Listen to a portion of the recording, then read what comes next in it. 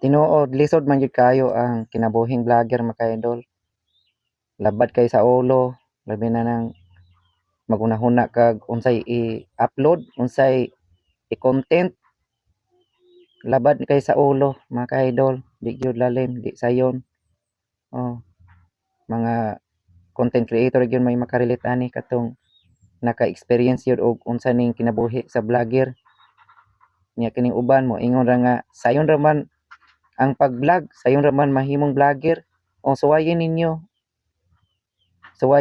aron makaingon mo nga unsa day kalisod ang mahimong vlogger.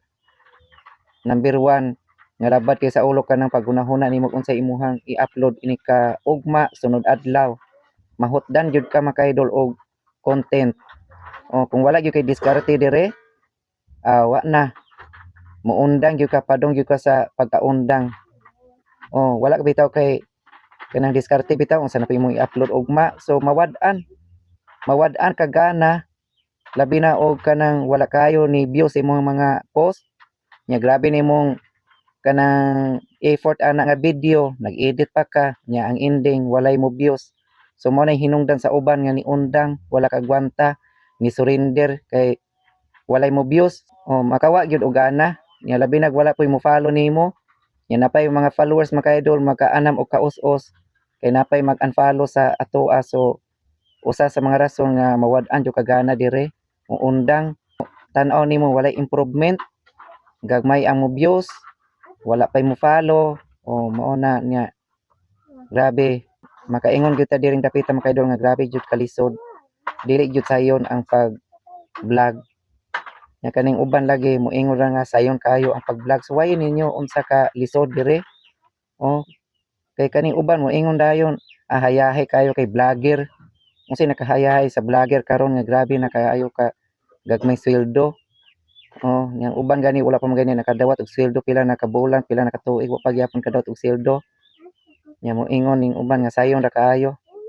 Oh, nya feel pa gyud ning uban abi kay nakasweldo ta, dato na ta. Mao ba inay kanang pananaw sa uban nga abi nila kay kanang nakasweldo na ta, dato na ta dire. Oh, naa koy na encounter ana nga kuan daghan ko nakaila ana nga feel nila nga dato na ta dire kay nakasweldo na. Ang sweldo ni Mita karon dili na makadato o maka-stress na kay gamay kay sweldo. Katong mga vlogger sa una katong karaan nadato to sila kay dagko kay tong mga income sa una ang Facebook. Karon wala na 1/4 o inana ka gamay. O grabe. Kanang 1 million views nimo wala ra nay $10. Sa una kanang 1 million views piti na nang dakua, pila na naka-dollar kay ang 1k views sa una mga idol $1 na na siya. Unya karon kung maka-views kag 1,000 views, 0.1 centavo ra na siya.